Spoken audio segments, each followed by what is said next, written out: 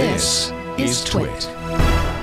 Microsoft, well, I don't know if they announced this, but today it came out, I guess, that Microsoft has built a fake news detector into Microsoft Edge on mobile. Yeah. I thought this is kind of strange, you know? Especially since they're killing Edge.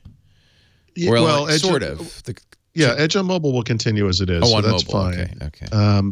Nobody really uses it, you know, which is, by the way, too bad. Honestly, Microsoft Edge for mobile is fantastic. I use it on my iPhone. I like it.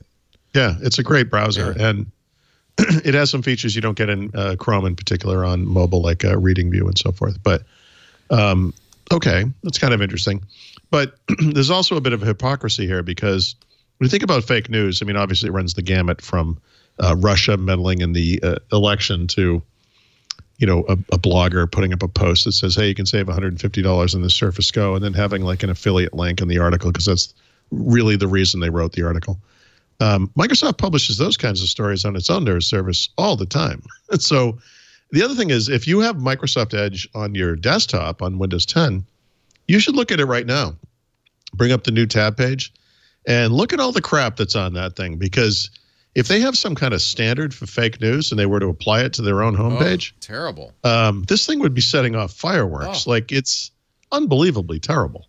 There's a carousel at the top that you flip through the top stories, and every other one of them is an ad.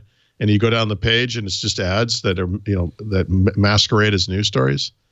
You know, Microsoft has some work to do, I would say.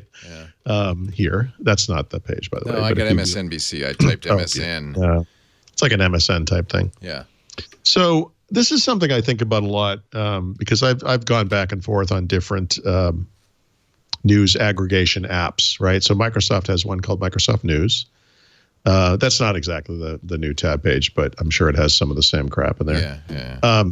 Apple News is particularly bad, by the way. I think Apple News is actually the worst of the lot, and that's interesting because Apple promotes Apple News as being curated by humans. Yeah, it's awful. And yet every time BGR or a tech meme or any site has any kind of nonsense post that's really about them getting affiliate money, it's in their news aggregation app. Yep.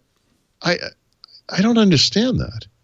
So I go back and forth, and I will say, for as bad as Microsoft is on the desktop, I looked at these today again just to kind of get a little tally. Actually, Microsoft News on mobile is pretty good. They do have sponsored stories, but they're kind of clearly sponsored. They don't aggregate a lot of those crap posts that you see in the other guys. Google and Apple News in particular are really bad at that.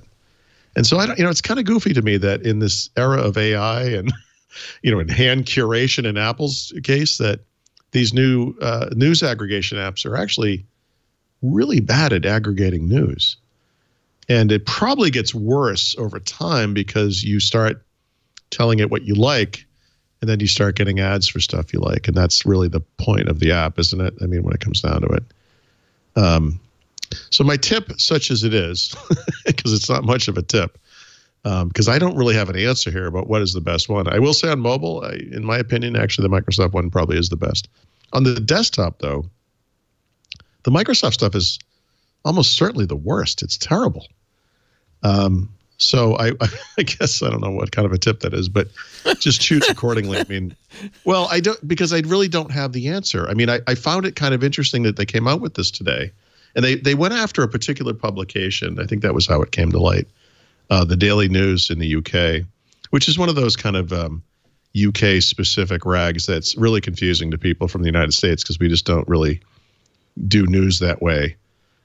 Almost National Enquirer-esque kind of stuff.